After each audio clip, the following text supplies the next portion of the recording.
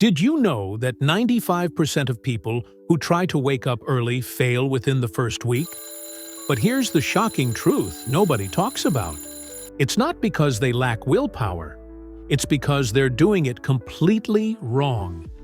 I'm about to reveal the science-backed system that transformed my life from someone who couldn't get out of bed before noon to someone who springs up at 5 a.m. feeling energized and ready to conquer the day. And by the end of this video, you'll have the exact blueprint that thousands have used to join the 5 a.m. club permanently. Here's what actually happens when you wake up naturally versus when you force yourself awake. When your body is ready to wake up, it releases cortisol and decreases melatonin production. Your core temperature rises and your brain waves shift from deep sleep to lighter stages. This is why some mornings you wake up feeling refreshed, even without an alarm. But when you jolt awake with a blaring alarm during deep sleep, you experience something called sleep inertia. Your brain is foggy, your body feels heavy, and you're fighting against every biological signal telling you to go back to sleep. This is why willpower-based approaches always fail. The first step in my system is what I call the light reset protocol. Starting tomorrow, you need to get bright light exposure within 30 minutes of your current wake-up time. I'm talking about either direct sunlight or a 10,000 lux light therapy lamp. This single action begins reprogramming your circadian rhythm immediately. Most people think you change your wake-up time by focusing on the morning, but that's backwards. The real magic happens the night before. Your evening routine determines everything about how you'll feel the next morning, and this is where most people completely sabotage themselves. Step 2 is implementing the evening wind-down sequence. 2 hours before your target bedtime, all screens go off. I know this sounds extreme, but blue light from devices suppresses melatonin production for up to 3 hours. Instead, dim your lights, take a warm shower or bath, and do something relaxing like reading or gentle stretching. Here's a game-changing detail nobody mentions. Your core body temperature needs to drop by about 2 degrees Fahrenheit to trigger sleepiness. That warm shower actually helps this process because when you get out, your body temperature drops rapidly, sending a powerful sleep signal to your brain. But even if you nail the evening routine, you'll still struggle if you ignore Step 3, the strategic caffeine cutoff. Caffeine has a half-life of 6 to 8 hours, meaning if you drink coffee at 2 p.m., 25% of that caffeine is still in your system at 10 p.m. This residual stimulation prevents deep, restorative sleep even if you don't feel consciously awake. Now here's where it gets really interesting.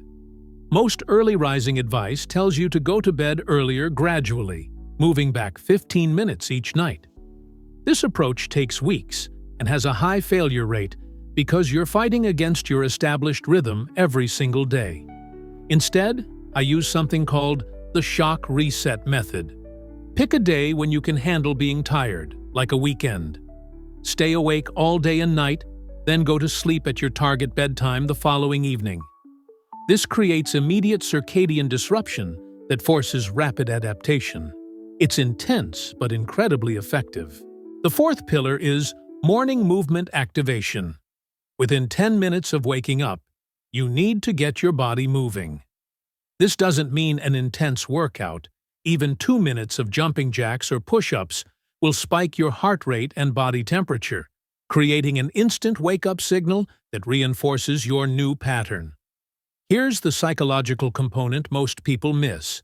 Your brain creates neural pathways based on repeated behaviors, and waking up early needs to become automatic, not a daily decision. This is why I recommend the same time every day rule, even on weekends. Consistency builds the neural highway that makes early rising effortless.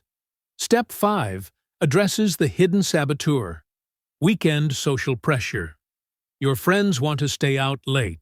Family expects you at evening events, and social media makes you feel like you're missing out.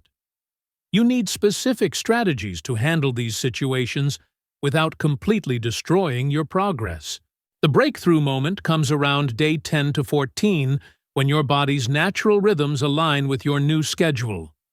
Suddenly, you're waking up before your alarm, feeling energized instead of groggy, and experiencing what I call the morning clarity effect, that sharp mental focus that early risers rave about.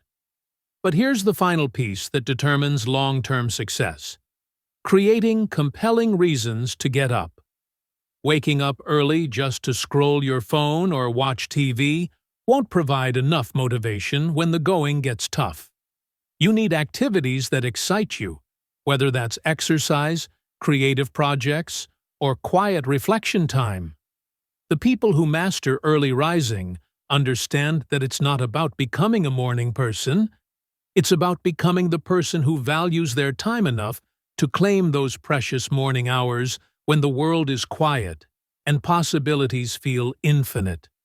If you're ready to transform your mornings and unlock those extra productive hours, start with the Light Reset protocol tomorrow.